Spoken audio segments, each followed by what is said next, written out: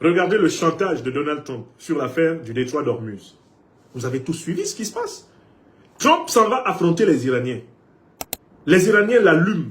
Lui-même, il est étonné. Oh, I didn't know they were so powerful. Oh, they are very tough. They are tough. C'est maintenant qu'il découvre que les Iraniens ne sont pas ses camarades. Il ne sait pas que l'Iran existe avant les États-Unis. Oh, c'est pas possible.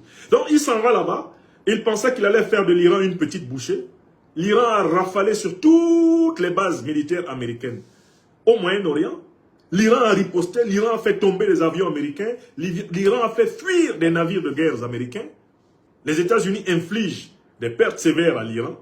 L'Iran inflige des pertes sévères aux troupes américaines et aux alliés, qui ne sont pas des alliés, mais aux vassaux des États-Unis au Moyen-Orient. Et c'est à ce moment que Donald Trump se rend compte qu'il a d'autres esclaves à sacrifier.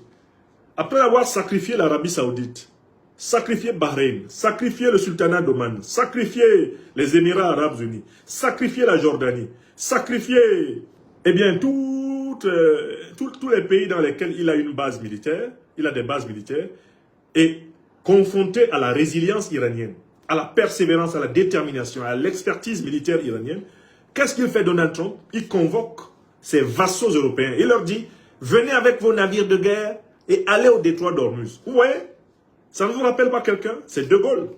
Il n'y a personne en France pour l'accompagner libérer la France de l'occupation allemande. Il vient en Afrique. Brazzaville, la capitale de la France libre. Pourtant, aujourd'hui, les Congolais sont remplis dans les centres de rétention administrative. Il vient à Dakar.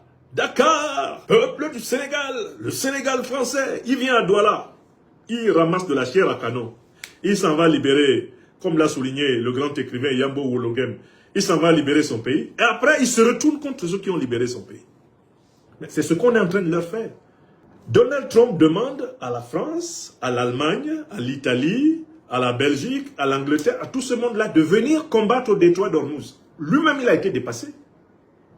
Tous les navires de guerre américains ont fui le détroit d'Ormuz parce qu'ils y ont été confrontés à la puissance de feu iranienne. Mais regardez comment Trump parle aux pays de l'OTAN avec un tel mépris. Et il leur dit, si vous ne venez pas, c'est-à-dire si vous ne mourrez pas pour moi, vous allez voir.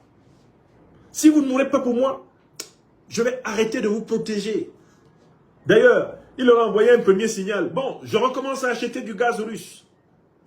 Les pays européens qui sont appauvris, qui sont aujourd'hui au bord de l'effondrement complet, à cause de la crise énergétique qu'ils ont provoquée eux-mêmes, en sabotant, eh bien, Nord Stream, en accord avec l'Ukraine et les États-Unis, ces pays-là sont étonnés que les États-Unis lèvent le moratoire sur le gaz et le pétrole russe, alors que eux, ils sont en crise économique sévère parce qu'ils s'imposent d'aller acheter trop cher par personne interposée le gaz et le pétrole des mêmes Russes.